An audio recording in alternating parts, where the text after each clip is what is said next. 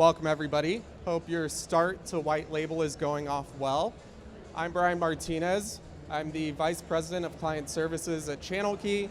But before we get into that, really quickly, what we're here to talk about today is building effective advertising campaigns and the right approach to building those successful campaigns that will ultimately lead you to sales growth on Amazon. So to really set the stage, I have a couple questions. So first question that I have, raise your hand if this applies to you, but how many of you believe that your advertising approach on Amazon can either improve or you're currently selling on Amazon but not advertising? So, all right, I see a couple of you.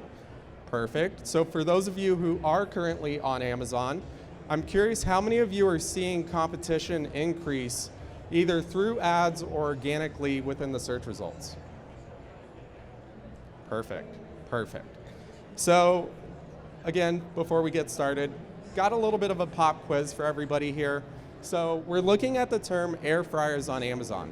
If you're on your desktop, you search this is roughly what you're gonna see. So just curious, if anybody knows how many non-paid, non-curated listings would show up on this search? Anybody? 0? It would be 16. 16. So on the flip side of that, for paid advertising slots, how many do you think are going to show up on page 1 of this? Any guesses? I know we don't have the full screenshot, but if we did, you would count 14. So basically 50% of the slots and placements that are showing up in this search term, air fryers, are paid placements. Let's do another search.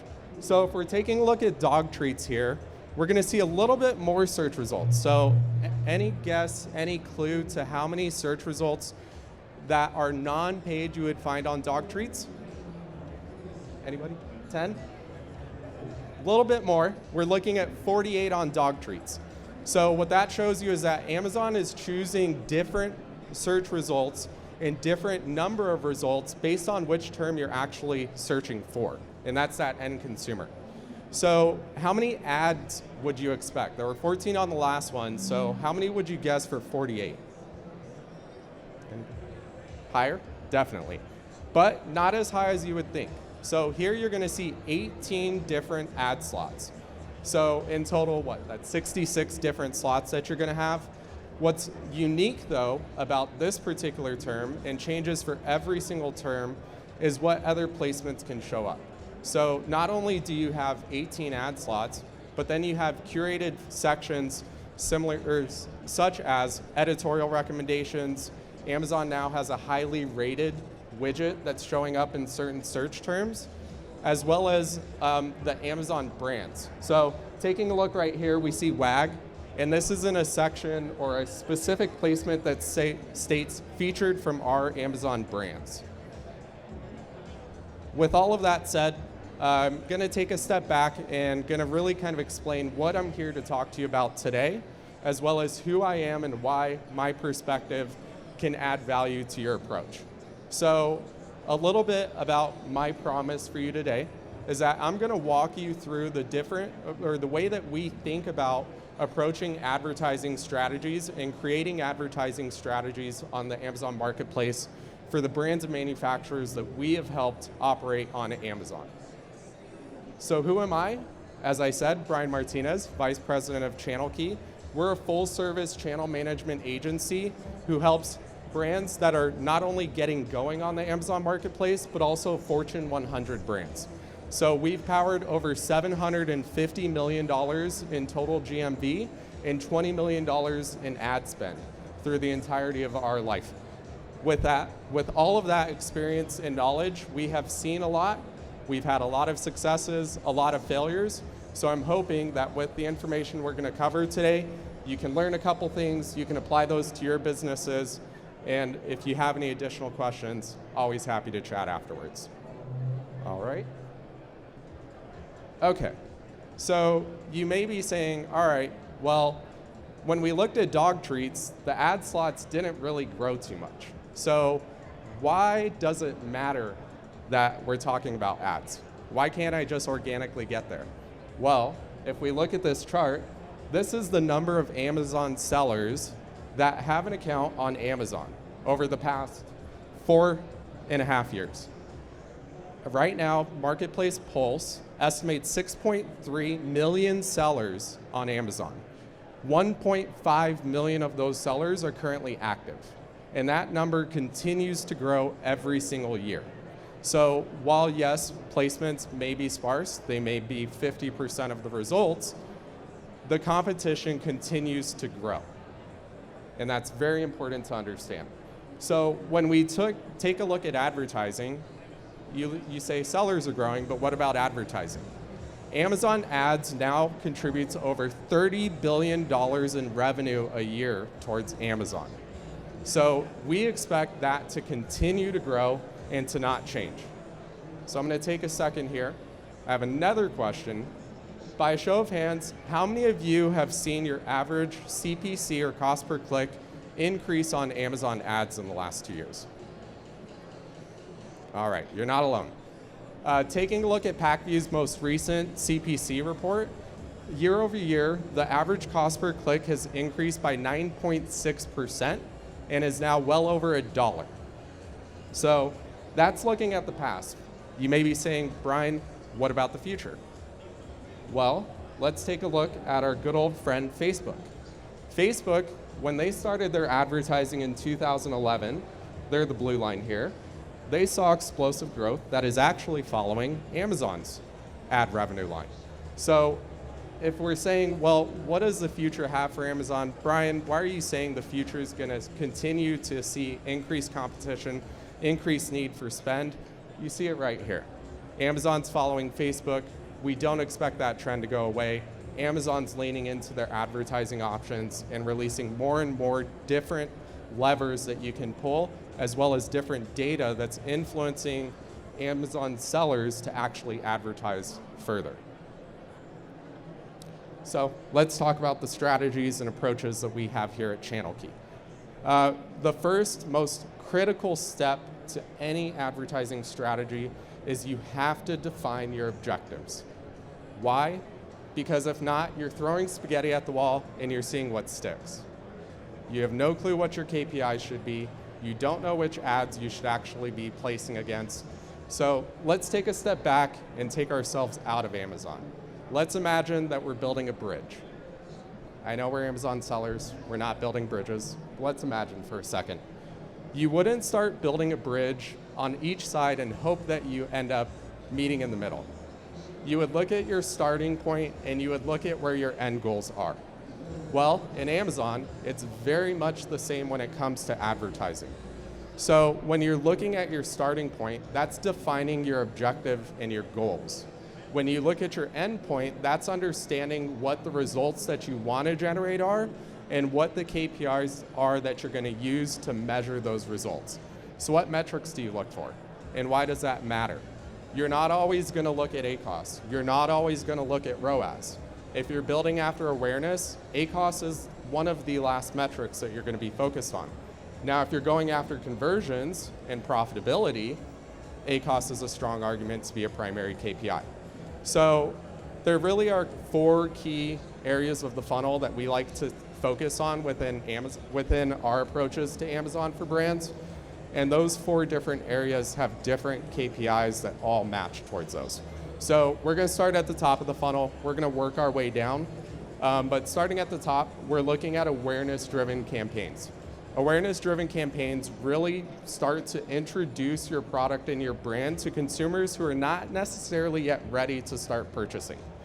Think about when you're sitting at home, you're watching TV, you see an advertisement come up or a commercial come up for a brand that you've never heard of. Well, all of a sudden, you have a little bit of validation being added to that brand because it's like, hey, if they're on TV, hey, if they are willing to do commercials, they have to be legitimate, right? Well, that does work and that does help, and that's important. Consumers need to see your brand multiple times to be able to convert and build brand awareness and build confidence and trust. So awareness is very important for starting that process. And building campaigns that are focused on that are critical if you've already got a built-out strategy that's focused on conversions. So we'll get a little bit more to that later. Next, you've got consideration. So that consumer is no longer just doing their normal day-to-day. They're actually now starting to decide which products or which brands they actually want to be going after and buying. So think about it, they're searching maybe dog treats, they're searching more generic, but they're trying to gather more research. And then we have conversion. So this is one of the most critical ones, especially if you're focused on profitability, especially if you have a limited budget, but making sure that when that consumer is ready to purchase, your ads are showing up within those terms, those aisles that that consumer is searching for.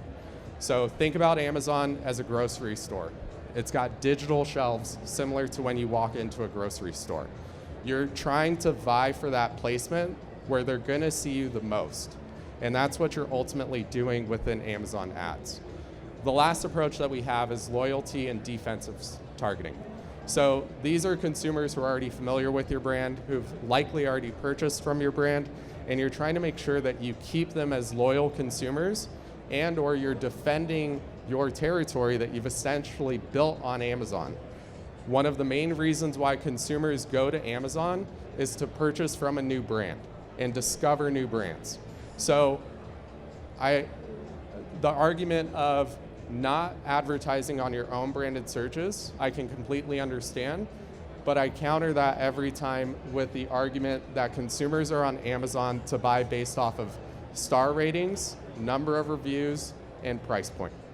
So if you have a consumer who's searching after your brand, don't let somebody who has a higher star rating than you, who has a lower price point than you, show up on your searches. So what are some of the reasons why it may be important to define your objectives? One of the biggest ones is to define what your assortment is.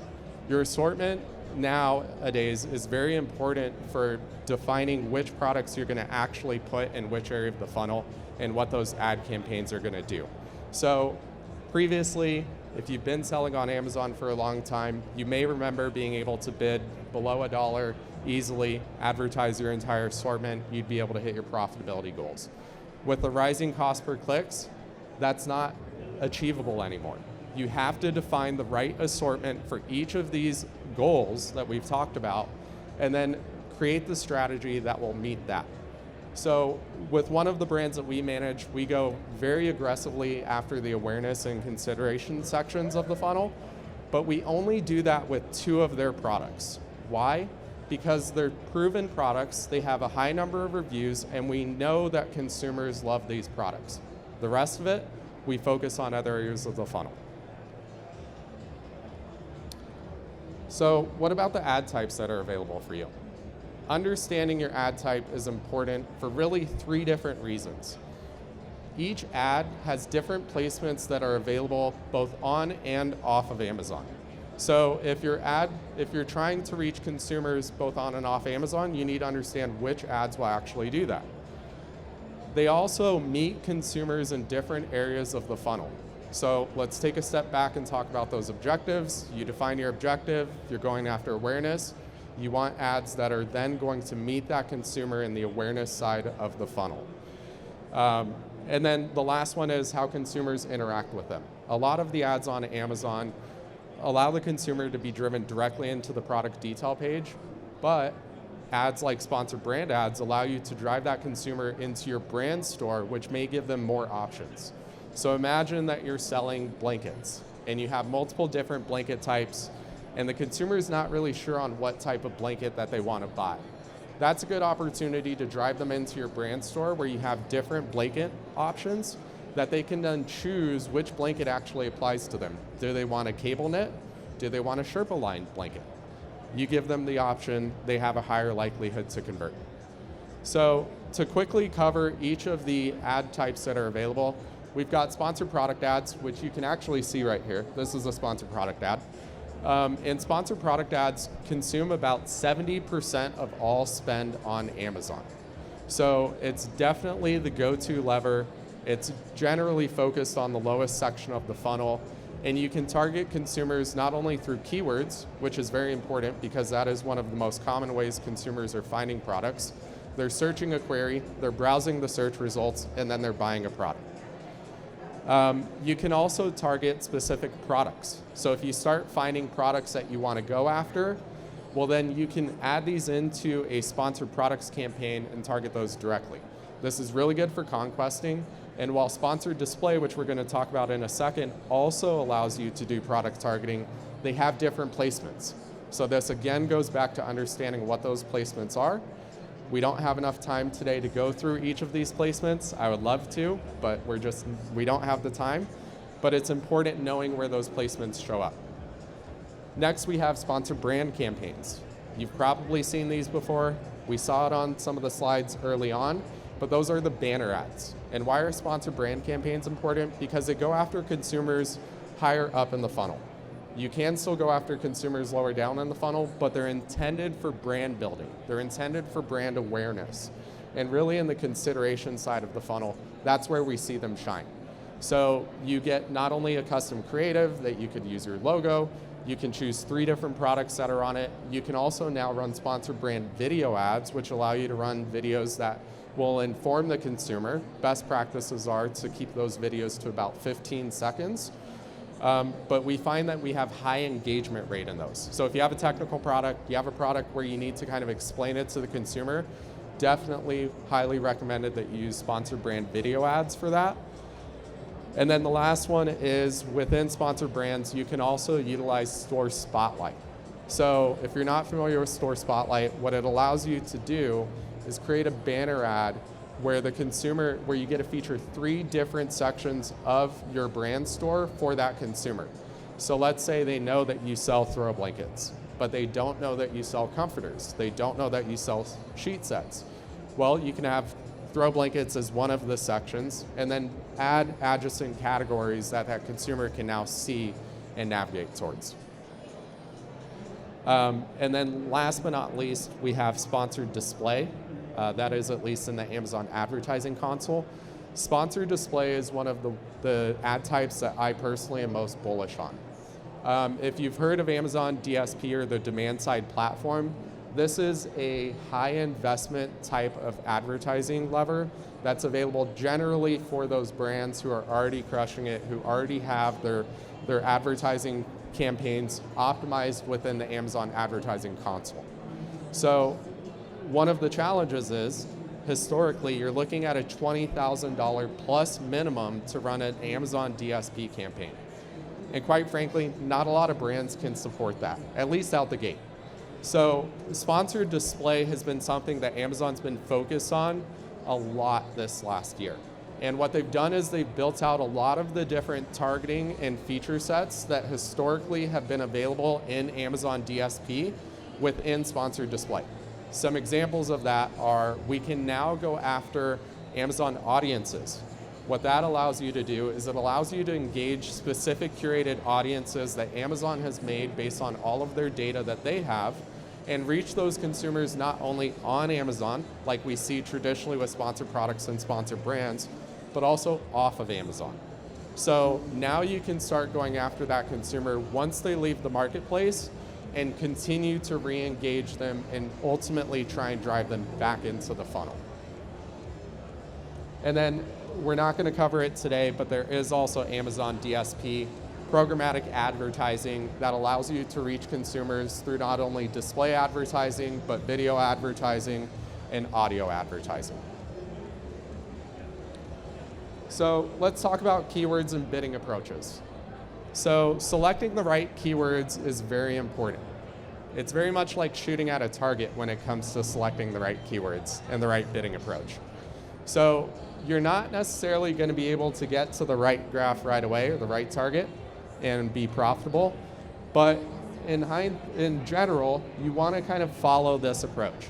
If you start shooting from the hip, you start not having a targeted approach, what you're going to start seeing is you're going to be in this lose money bucket, okay? What you're going to, as you start developing your strategy, or if you enter with a strategy, you're ideally moving closer towards the profitable bucket, and you might be in the break-even bucket.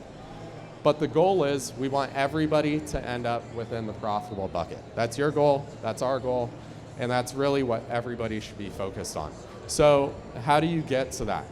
Well, it starts with choosing the right keywords. So when you choose the right keywords, you have to remember how consumers are shopping. They're shopping by either finding your product in the deals section or by search, find, buy. So keep that in mind. A customer is inserting a query, they're being served all these different ad slots, they're being served all these different organic slots and curated slots. So you have to be able to choose the right keyword where you have the highest relevancy. Why is relevancy important? Because Amazon uses relevancy to decide what listing or what advertisement they're going to actually display when that consumer searches that query.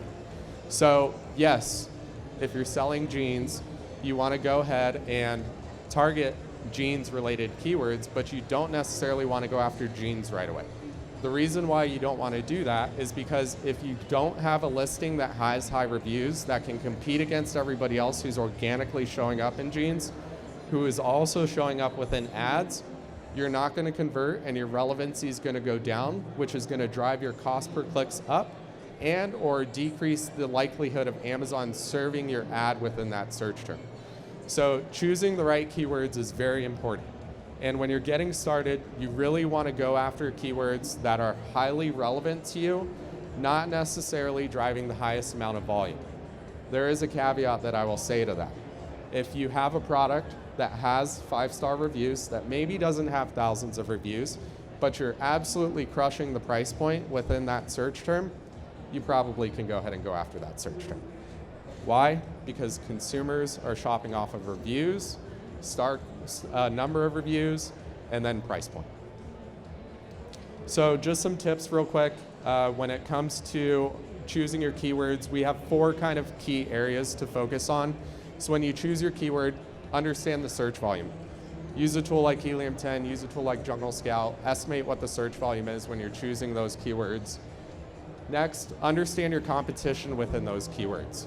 So it's not just who's competing, but who's advertising, what's their price point, how many reviews do they have. Put yourself in the consumer's shoes. If I search this term, would I buy my product? If the answer is no, you probably don't have a good relevancy score. And then we talked about it, understand advertising. So if you have share of voice data available, it's very important to take a look at this. We highly recommend this because it tells you who's advertising in there and who you're actually going to be competing against. So your competitors are not only the listings that show up organically, but also who is actually competing for that bid.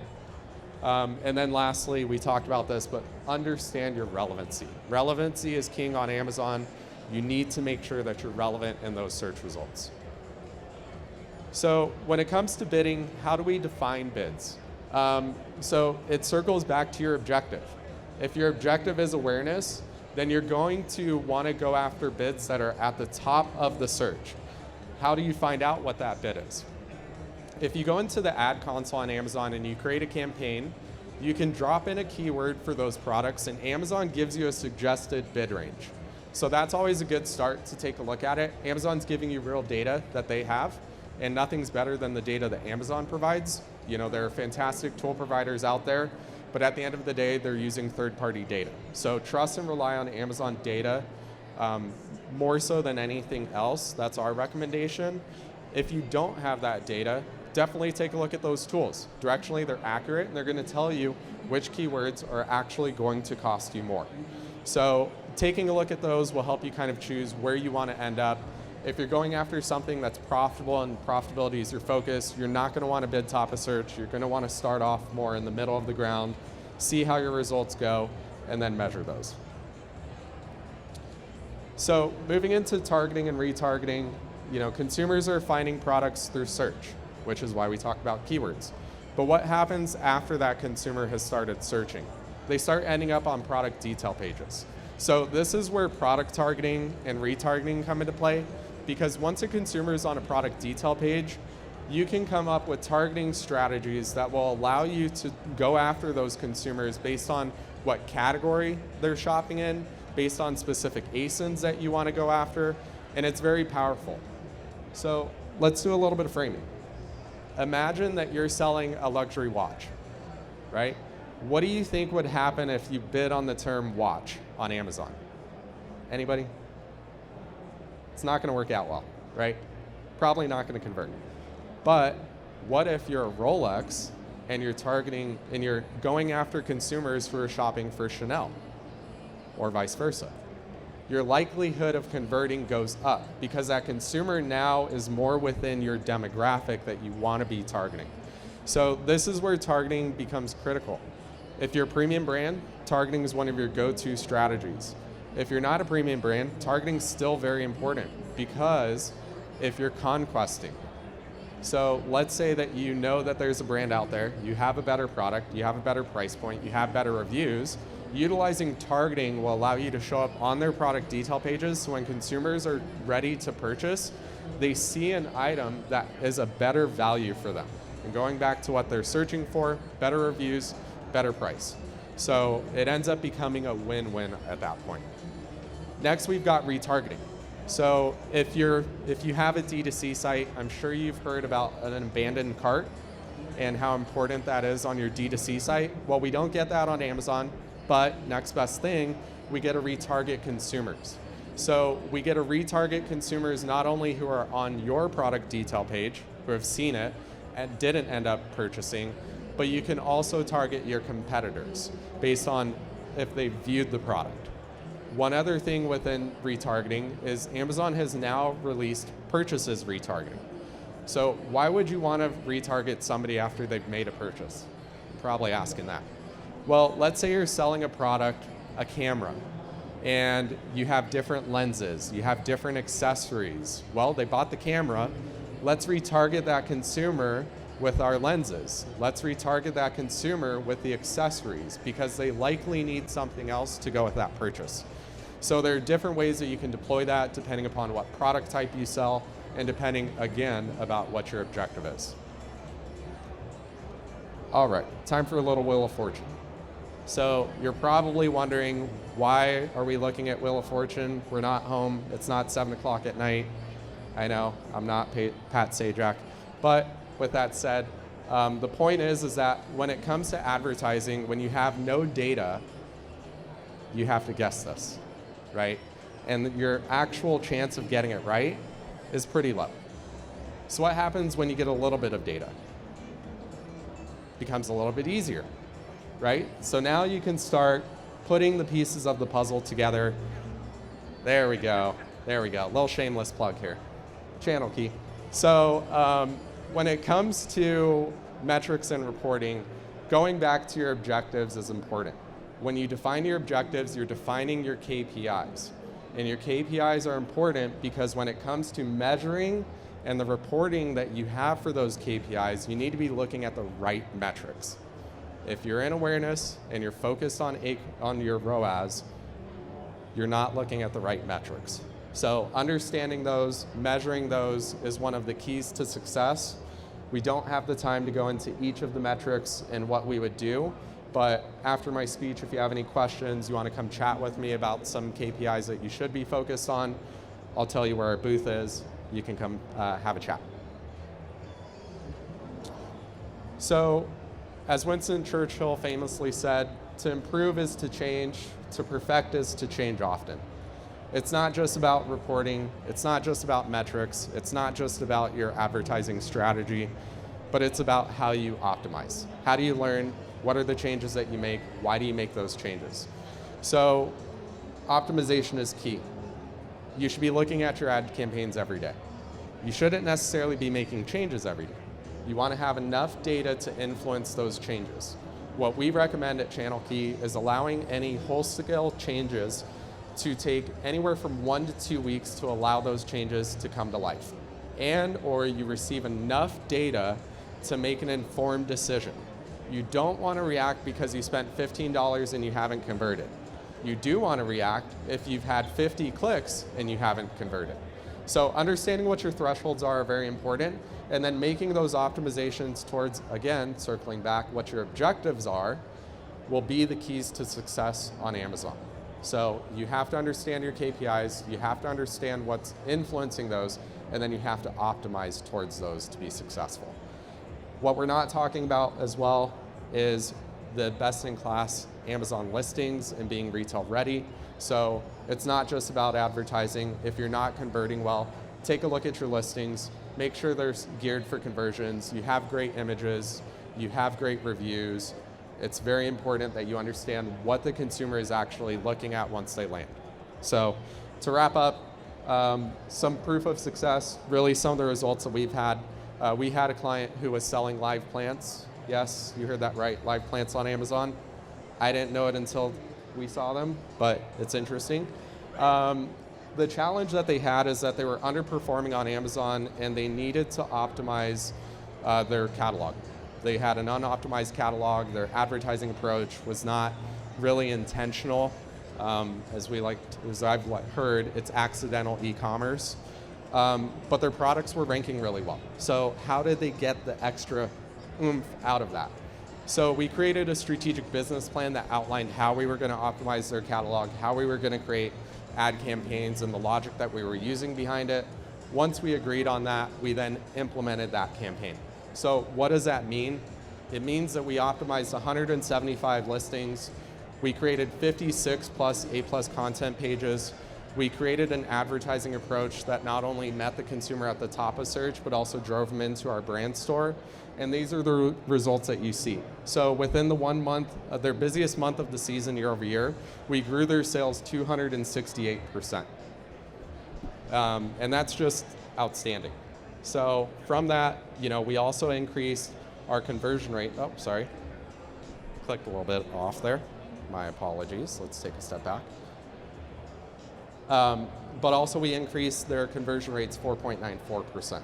So it's not just about having the right approach, but it's also having best-in-class listings. That's why we believe in full-service channel management. So in summary, really to run a proper Amazon business, it comes down to planning. It comes down to understanding what your objectives are, which ad types you're going to need to use, what keywords you're going to go after. So if you have any other questions, feel free to stop by. If you've been keeping an eye on me, our booth is actually right here. So we're not too far away. Stop by, ask any questions that you have. Otherwise, thank you for taking the time to sit down, listen to what I had to say, and I'll open it up to any questions.